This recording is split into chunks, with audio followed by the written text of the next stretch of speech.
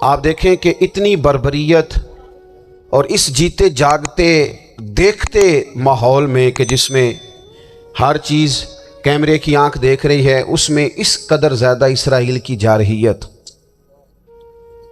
اس کے جواب میں دو تین تازیانے ہیں وہ سمجھنے والے۔ ایک ہے کہ میں کوئی جذباتی بات کروں گا، آپ اس کی تائید کر دیں گے۔ ایک ہے کہ پہلوؤں پر غور کرنے کا وقت ہے کہ اتنے کٹھن ماحول میں بھی اگر مسلم امہ کے لیڈر بیدار نہیں ہو رہے تو آپ کو پس منظر سمجھنا پڑے گا کہ ہم نے نبی پاک کی محبت کے تقاضوں کو نہیں سمجھا۔ حضور سے محبت ہے نا تو پھر نبی پاک کو تو سادہ طرز زندگی پسند ہے، حضور کو تو پسند نہیں ہے۔ اللہ کے محبوب نے تو دعا مانگ کے فقیری لی اللہ تعالیٰ سے۔ آپ کو پتہ ہے جب بندہ بہت زیادہ آسانیوں میں چلا جاتا ہے، بہت زیادہ اس کے پاس سہولیات ہو جاتی ہیں، اس کا مرنے کو دل نہیں کرتا۔ خود نبی پاک علیہ السلام نے فرمایا قیامت کے قریب کافر تم پر جھپٹیں گے جس طرح بھوکے لوگ کھانے پر جھپٹتے ہیں۔ حضور کیوں، ہم تھوڑے ہوں گے؟ فرمایا نہیں، تمہیں دنیا سے محبت ہو جائے گی اور موت تمہیں بری لگے گی۔ اتنے بڑے بڑے بنگلے، عالی شان محلات، کس کا چھوڑ کے مرنے کو جی چاہتا ہے معاذ اللہ۔ نبی پاک کی محبت کا تقاضا سمجھو، ایسا نہیں کہ وہاں دولت آئی نہیں۔ حضور تو فرماتے ہیں کہ اللہ نے خزانوں کی کنجیاں میرے ہاتھ میں رکھ دی ہیں، لیکن میں نے عرض کیا مالک ایک وقت روٹی دینا اور ایک وقت کا فاقہ دینا۔ کنجیاں خزانوں کی اللہ نے دی۔ جب تک آپ اپنا طرز زندگی، یہ جو بہت دنیا کا پیار ہے نا، بہت زیادہ مرنے کی ہرس، یہ بہت زیادہ جینے کی ہرس، تو اللہ تعالیٰ نے قرآن پاک میں یہودیوں کا طریقہ بیان کیا کہ وہ کبھی مرنے کی تمنا نہیں کریں گے کیونکہ جینے کی ہرس رکھتے ہیں۔ نبی پاک علیہ السلام کے غلاموں، طرز زندگی جب تک سادہ نہیں ہوتا اور جب تک یہ دنیا کے جھمیلوں سے کسی کو دولت دے کر پیچھے کر دیا جاتا ہے، کسی کو عہدہ دے کر چپ کرا دیا جاتا ہے، کسی کو اقتدار دے کر چپ کرا دیا جاتا ہے، رسول اللہ صلی اللہ علیہ وسلم کے سچے غلام، انہیں ایک بات کی سمجھ آ گئی تھی کہ ہمیں ہمارے رب نے کہا ہے قل ان کنتم تحبون اللہ فاتبعونی یحببکم اللہ۔ اے محبوب آپ ان سے فرما دیں اگر رب سے محبت کرنا چاہتے ہیں تو آپ کی پیروی کریں، اللہ خود ان سے محبت فرمائے گا جب رب بھی ان کا ہو جائے گا، جب رب بھی ان کا کی محمد سے وفاتوں نے تو ہم، یہ جہاں چیز ہے کیا، یہ لوح و قلم تیرے، اس کا کیا مطلب ہوا؟ لوح و قلم، قلم لکھتی ہے نا تقدیریں، مقدر فیصلے، تو لوح و قلم تیرے ہیں، اس کا مطلب یہ ہے کہ پھر رب کریم تیرے اوپر فضل کرے گا، اور وہ جن فیصلوں کی امت کو دیانت سے چاہت ہے اللہ اپنے فضل سے وہ فیصلے فرمائے گا۔ جب تک زندگی حضور کی غلامی کی طرف نہیں جاتی وہ اللہ تعالیٰ کی تائید نہیں پاتی۔ حضرت عبداللہ ابن حذافہ رضی اللہ تعالیٰ عنہ کو رومیوں نے قید کر لیا تھا، اور جب رومی آپ کو قید کر رہے تھے، پکڑ رہے تھے، جنگ میں کچھ موڑ ایسا آ گیا کہ بظاہر مسلمانوں کے قدم پیچھے ہٹ رہے تھے، تو 1000 آدمی نے، 100 آدمی نے مل کے آپ کے گرد گھیرا ڈالا اور بڑی مشکل سے آپ کو گرفتار کیا۔ جب بادشاہ کے سامنے لے گئے نا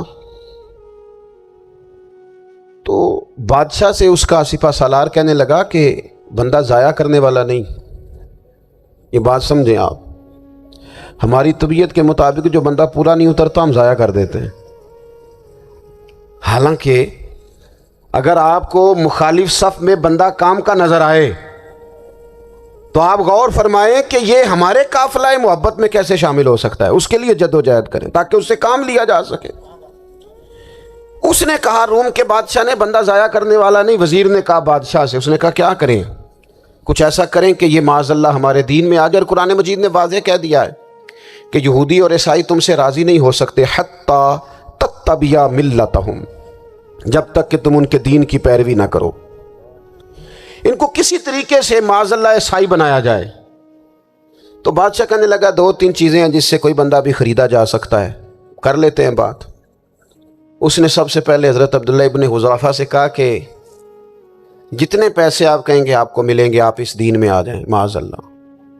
تو حضرت عبداللہ ابن حذافہ نا کچھ لوگ بڑے سیانے ہوتے ہیں، بردبار ہوتے ہیں، بعض باتوں پر غصہ نہیں کرتے، ہنستے ہیں۔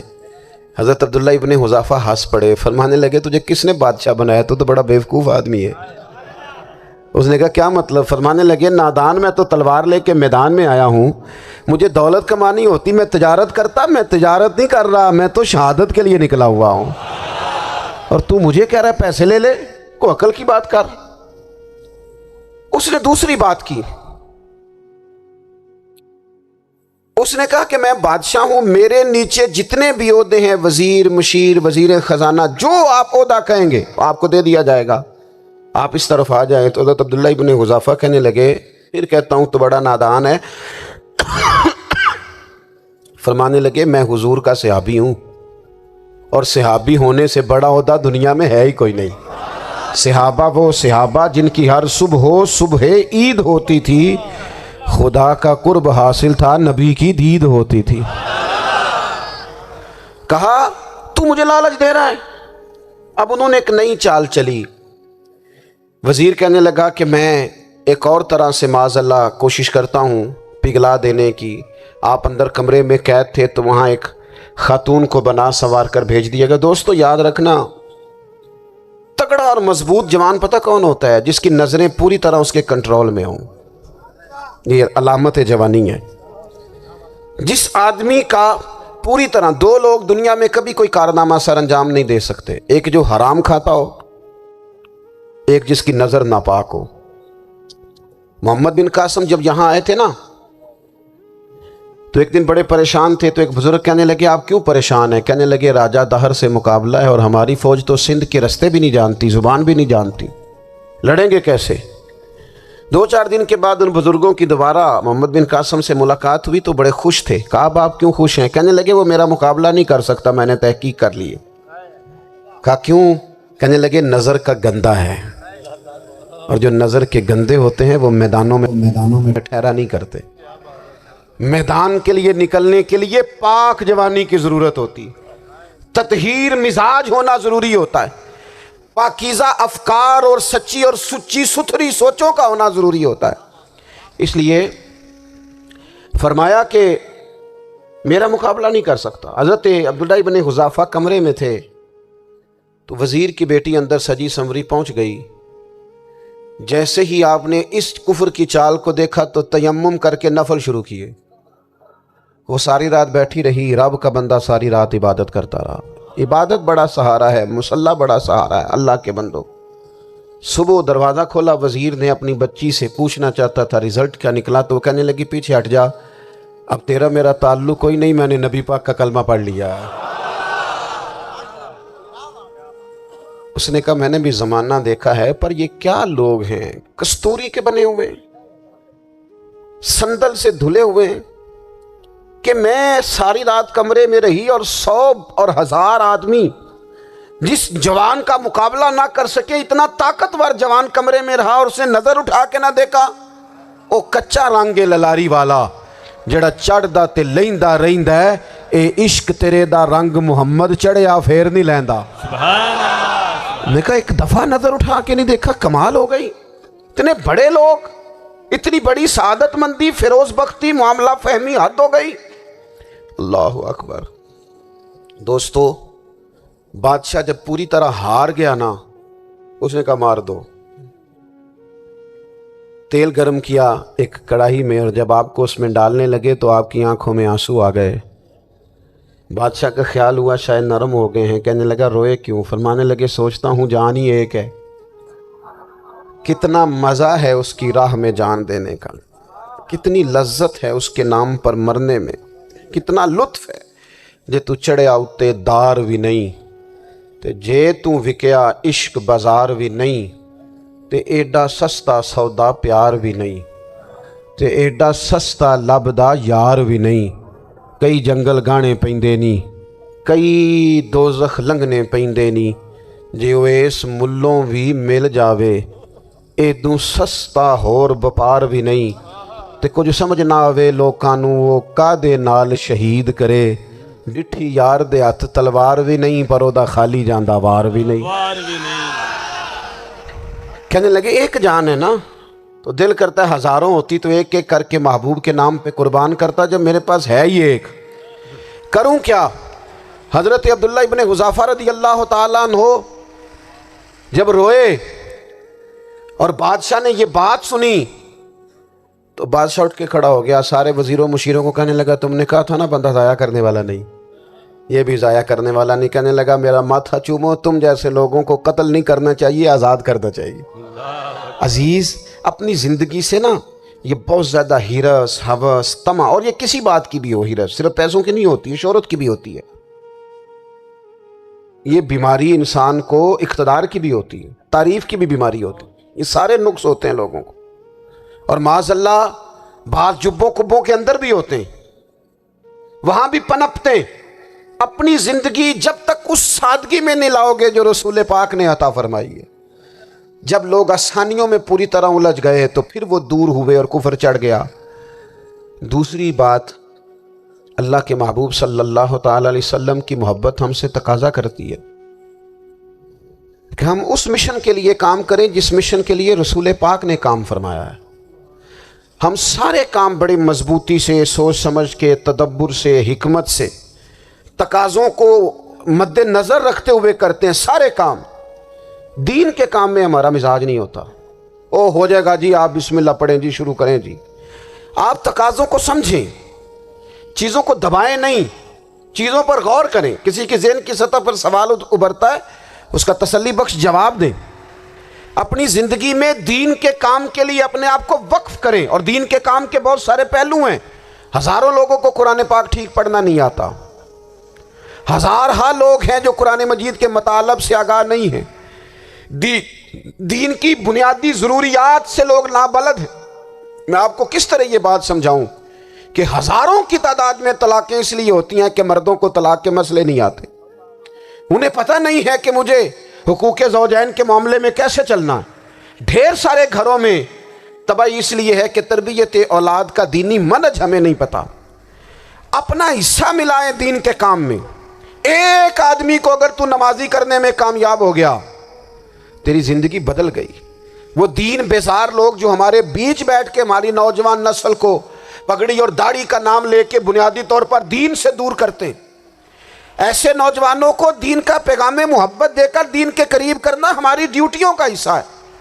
ہمیں ذمہ داری کا احساس کرنا پڑے گا، ہمیں یہ خاص قدم اٹھانا پڑے گا، توجہ دینی پڑے گی۔ مساجد، مدارس، میں آپ سے عرض کروں، اتنی ڈٹ کے مخالفت ہوتی ہے نا مدرسوں کی، اتنی ڈٹ کے۔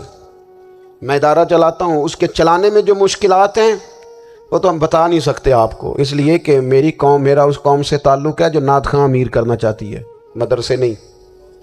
ہاں، نقیب خطیب پیدا کرنا چاہتی ہے، شعر و شاعری کی زندگی کو پروان چڑھانا چاہتی ہے۔ فقط ہمارا ان لوگوں سے تعلق ہے جو لاکھوں کروڑوں روپیہ محافل پہ لگائیں گے، اور قاری صاحب بیچارے اگر مسجد کا کوئی ہونے والا کام کسی وقت بتا دیں گے تو وہ بڑی مشکل آ جائے گی ان کے لیے۔ یہ کیسے ہو سکتا ہے، آپ نے یہ ڈیوٹی بتا دی۔ مدارس، اور جتنا اہم رول دین کو پھیلانے میں مدارس اسلامیہ کا ہے، اتنی زبردست، لوگوں کا خیال ہوتا ہے میری طرح کے لوگ شاید کام کرتے ہیں، ڈیوٹی کرتے ہیں۔ یہ 10-15 لوگ آپ کو نظر آتے ہیں جو آپ کو کہیں میڈیا پر یا ادھر ادھر ڈیوٹی کرتے، مخلص لوگ اپنی جگہ پہ، وہ بھی بڑا ہی کام کر رہے ہیں، جو میڈیا پہ آ کے بھی اخلاص سے اور درد دل سے کو دین کی، ان کی بھی کسی بات کی حوصلہ شکنی نہیں، لیکن ہزارہا اساتذہ جو مدارس میں بیٹھ کے پڑھاتے ہیں، انہوں نے وہ سارے لوگ تیار، آپ سمجھ نہیں سکتے کتنا بڑا کام۔ حفظ کا استاد جو ہوتا ہے نا، اس کی ڈیوٹی 24 گھنٹے ہوتی ہے، فجر سے پہلے، اور اس نے بچوں کو اٹھانا۔ تنخواہ تو ہم انہیں دینا نہیں نہ چاہتے جی، تنخواہ نہیں دے دی انہوں نے، ہمیں مولوی امیر نہ ہو جانا۔ مولوی نو تے سوٹ بھی 27ویں والی رات دے ہے تاکہ کدھر سوان کے عید والے دن پا نہ لوے، چونکہ 27ویں تو بعد تے درزی پھڑتا ہی کوئی نہیں، کیوں حضرت؟ ایسا ہی ہے نا، اس وقت تو نہیں نہ لیتا، تو ہم چاہتے ہیں مولوی ہماری مرضی کے ہماری طرح کا سوٹ نہ پہن لے۔ مدارس کی مضبوطی، آپ یہ دیکھ لیں، یہ صلاح الدین ایوبی کا تعلق بھلا کس چیز سے تھا؟ غوث اعظم کے مدرسے سے۔ حضور غوث اعظم کے مریدوں کی جماعت اس کے ساتھ شامل تھی۔ کون لوگ تھے جنہوں نے مدارس سے فیض پایا؟ رازی اور غزالی، حضور غوث اعظم، خواجہ اجمیر، یہ سب لوگ مدارس کے لوگ ہیں۔ کمزوریاں ہیں، غلطیاں ہیں، بہت ساری چیزوں کی اصلاح کی ضرورت ہے، لیکن یہ دین کا بہت بڑا قلعہ ہوتا ہے مدرسہ، لیکن اس کی مخالفت کی جاتی ہے۔ مجھے بتائیے، اگر مدرسوں میں کمزوریاں ہیں تو کالجوں یونیورسٹیوں میں نہیں ہیں؟ ہم نے کبھی مخالفت کیا بند کر دو سارے؟ لیکن لوگوں کا جب خیال آتا ہے، جب ہمارے ایک سابقہ وزیر صاحب تھے، سر راہ کسی دعوت میں میری ان سے ملاقات ہو گئی تو انہوں نے کہا مدرسوں کا کردار کیا ہے آج کے ماحول میں؟ میں نے انہیں کہا کہ مختلف کورسز آپ کراتے ہیں نا، تو اس کے لیے پھر مختلف ویکنسیز ہوتی ہیں، جہاں بچوں کو مدرسے کا کورس کرایا جاتا ہے تو استاد بننا ہوتا ہے، اس نے خطیب بننا ہوتا ہے، مسجد کی ڈیوٹی کرنی ہوتی ہے۔ میں نے کہا بالکل کوئی حکومت سرپرستی نہیں کرتی، لیکن اللہ کا فضل ہے۔ کبھی آپ نے کوئی مسجد سنی ہے جس میں جمعے والے دن مولوی نہ ملا ہو جمعہ پڑھانے کے لیے؟ کبھی آپ کو رمضان میں ایسی مسجد ملی ہے جس میں قرآن مجید سنانے کے لیے حافظ نہ ملا ہو؟ یہ ہو سکتا ہے کسی حافظ کو مسجد نہ ملے۔ تو مدارس کے ذمے جو کام تھا مدارس نے جم کے کیا ہے اور ڈٹ کے کیا اللہ کے فضل سے۔ اور مدارس کے لوگوں کو بھی کمزور نہیں پڑنا چاہیے، کبھی کسی وزیر مشیر مالدار کے روب میں نہیں آنا چاہیے، قطعاً نہیں۔ کیوں؟ کہ یہ وہ عظیم لوگ ہیں رسول اللہ صلی اللہ علیہ وسلم کے دین کے غلام، کہ ابھی ایک لفظ نہیں پڑا ہوتا الف با تا سا، پہلے دن گھر سے نکلتے ہیں تو حضور فرماتے ہیں اللہ کے فرشتے ان کے پیروں کے نیچے پر بچھا بھی دیتے ہیں، پہلے دن اتنا بڑا اعزاز ملتا ہے۔ تو حضور کی محبت کا تقاضا ہے دین کا کوئی کام کیا جائے۔ ایک خاتون مسجد نبوی شریف میں جھاڑو دیتی تھی، پر کوئی کام تو کرتی تھی نا۔ اور کس مسجد میں؟ جہاں 70,000 فرشتے صبح آتے ہیں 70 شام آتے ہیں، اس مسجد میں وہ خاتون جھاڑو دیتی تھی۔ بخاری ہے، جب ان کا انتقال ہو گیا صحابہ نے سوچا کہ حضور کو تکلیف ہوگی، بغیر بتائے جنازہ پڑھ دیا۔ حضور صبح تشریف لائے، تازی قبر دیکھی، اور محبوب وہ ہیں جو فرش پہ کھڑے ہو کے عرش کی خبریں دیتے ہیں۔ نبی پاک علیہ الصلوۃ والسلام نے فرمایا کہ مجھے اطلاع کیوں نہیں دی اس کے انتقال کی؟ یہ کرم دیکھو، کوئی ڈیوٹی تو کرتی تھی نا یار، پر خلوص سے، پر پیار سے، پر اللہ کو راضی کرنے کے لیے، پر درد دل سے۔ اور دین کی ڈیوٹیاں کرنے والے دوستو سنو،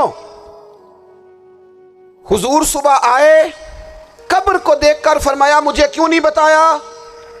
یا رسول اللہ آپ کو تکلیف دینا مناسب نہ جانا؟ تو قبر پہ کھڑے ہو کے حضور نے فرمایا صف بناؤ میں دوبارہ جنازہ پڑھاؤں گا، صف بناؤ میں دوبارہ جنازہ پڑھاؤں گا۔ کوئی ڈیوٹی تو۔ تیسرا تقاضا حضور کی محبت کا، سمجھو میں بس بڑی جلدی بات سمیٹنے لگا ہوں، حضور کی امت سے پیار کرو، یہ نبی پاک کی محبت کا تقاضا ہے۔ حضور اس بندے سے بڑے راضی ہوتے ہیں جو حضور کی امت سے پیار کرتا ہے۔ آپ کو پتہ ہے حضرت جبریل امین علیہ السلام نے معراج کی رات حضور علیہ السلام سے عرض کی تھی کہ اللہ کی بارگاہ میں عرض کیجئے گا میری بھی ڈیوٹی لگ جائے آپ کی امت کے ساتھ محبت کرنے پر۔ تو یہ کیوں کہا تھا انہوں نے؟ علماء نے لکھا اس لیے کہا تھا کہ حضرت جبریل بھی جانتے ہیں کہ حضور کی امت سے محبت کی بات کی جائے نا تو نبی پاک راضی ہوتے ہیں۔ امت سے پیار کرو گے نا، امت سے۔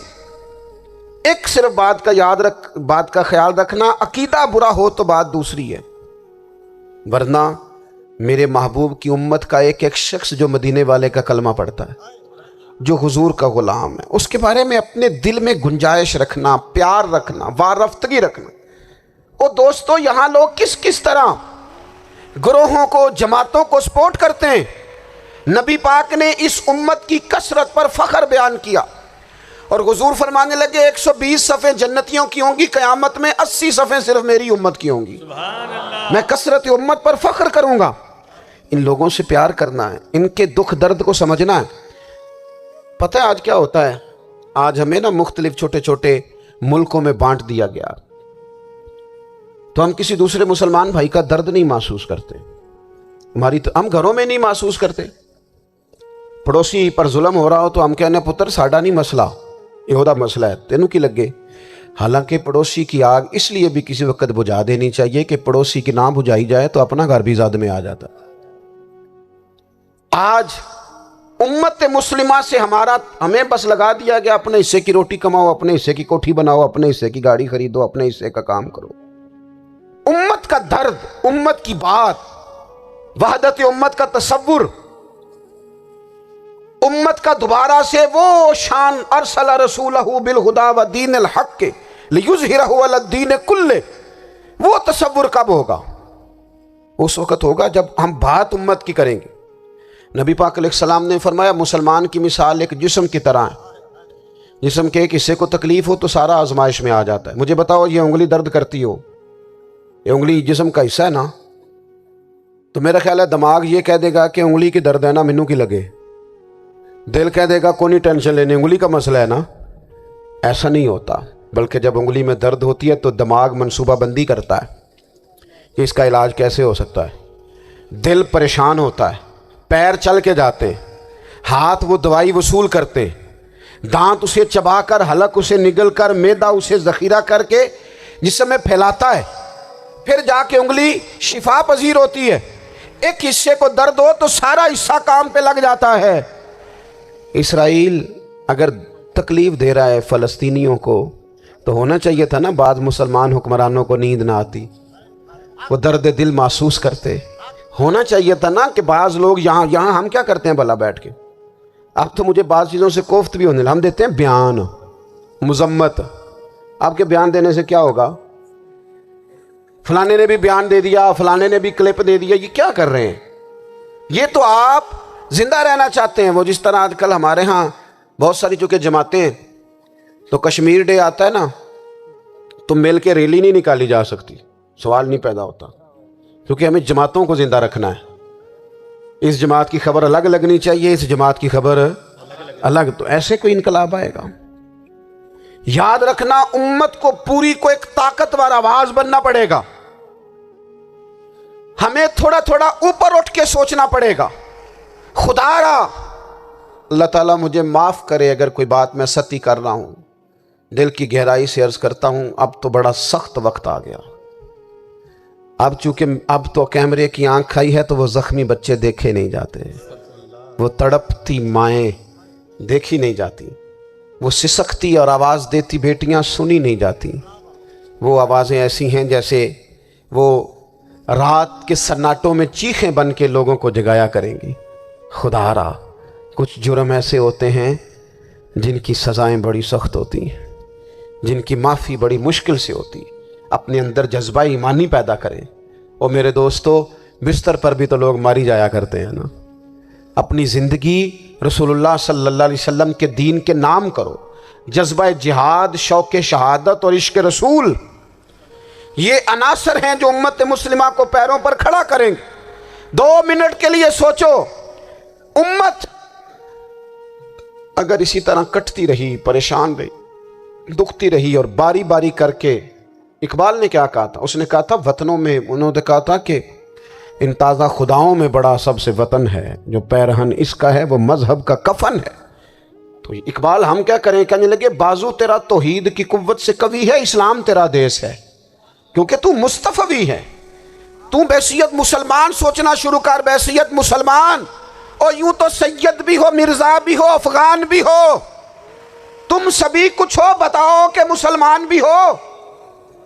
تمہارے اندر کہیں سے کوئی مومن بھی بولتا ہے کہ نہیں؟ علاقائی تعصبات اور ملکی سرحدوں میں قید ہو جانے والوں، تم ایک نبی کی امت ہو۔ کیوں نہیں سمجھتے کہ جب کشمیر کی بیٹی روتی ہے تو مدینے والے محبوب پاک علیہ السلام کی امت کی بیٹی روتی ہے، جب فلسطین کی بیٹی روتی ہے تو امت کی بیٹیاں روتی ہیں۔ خدا را کچھ درد دل اپنی طبیعت میں پیدا کریں۔ میں حکمرانوں کی بات نہیں کرتا، میں تو عام لوگوں سے ایسے تبصرے سنتا ہوں جو نہیں کرنے چاہیے۔ اور نہیں جی نہیں، دوسرا رخ بھی دیکھو، عام آدمی اٹھ کے، عام لوگ بھی یہ خطرناک سوچیں اور ان سے خوفناک نتائج برآمد ہوں گے۔ تو 3 باتیں میں نے آپ کی خدمت میں عرض کی ہیں۔ ایک تو کوشش کریں اپنی زندگی کے اندر کہ زندگی کو سادہ کریں، پیسہ ضرور کمائیں لیکن پیسے سے پیار نہ کرو، پیار تو مدینے والے رسول سے کرنا۔ دولتیں، ہرس، ہوس، طمع، ان سے باہر آؤ۔ اور دوسری گزارش آپ کی خدمت میں یہ عرض کی ہے، کچھ نہ کچھ دین کا کام، اور اس میں بھی شہرتوں سے بچتے ہوئے، تصویروں سے بچتے ہوئے۔ میں ہر محفل میں شاید کہتا ہوں میری فوٹو آ رہی ہے اور لائیو آ رہا ہے اور فلاں ہو رہا ہے، لیکن اس محفل کا خوبصورت انسان وہ ہے جو سب سے پیچھے بیٹھا ہے، وہ کسی فوٹو کے لیے نہیں آیا۔ اور میں ڈھیر سارے لوگ دیکھ رہا ہوں، یہ جو آگے بیٹھ جاتے ہیں بعض اوقات 5، 7، 10 لوگ، یہ بڑی تصویر سازی کرتے ہیں، لیکن جو پیچھے بیٹھے ہوتے ہیں ان کی کوئی فوٹو نہیں آتی، اور میں نے بہت سارے لوگوں کو دیکھا ہے کبھی موبائل کو ہاتھ بھی نہیں لگاتے، لیکن جن کے لیے آئے ہیں انہیں تو پتہ ہے نا کون کون آیا ہے۔ اور کچھ دین کے لیے کریں۔ اور تیسری گزارش آپ کی خدمت میں یہ ہے کہ امت بن کر بھی ضرور سوچیں، اور امت کے دکھوں کا مداوع بھی کریں، اور امت مسلمہ کا درد بھی اپنے سینے میں ضرور محسوس کریں۔ اللہ تعالی ہماری اس بزم کو ایک بات اور سن لیں جی، نبی پاک علیہ الصلوۃ والسلام نے ارشاد فرمایا، لائیں جی، حضور سید عالم علیہ الصلوۃ والسلام نے ارشاد فرمایا کہ جب تک بندہ اللہ کے بندوں کی مدد میں رہتا ہے نا، اللہ بھی اس کی مدد کرتا رہتا ہے۔ یعنی اگر آپ امت کے لیے سوچتے ہیں، کوئی امت کے لیے فکر پیدا کرتے ہیں، کچھ امت کی سوچیں لاتے ہیں، تو اللہ بھی مدد فرمائے گا۔ اور یہ بات اچھی طرح یاد رکھیں، جب بھی بندہ کوئی ایسا کام کرتا ہے نا جو خالص اللہ کی رضا کے لیے ہو، تو رب کی مدد ضرور آتی ہے۔ وَلَقَدْ نَصَرَكُمُ اللَّهُ بِبَدْرٍ وَأَنْتُمْ أَذِلَّةٌ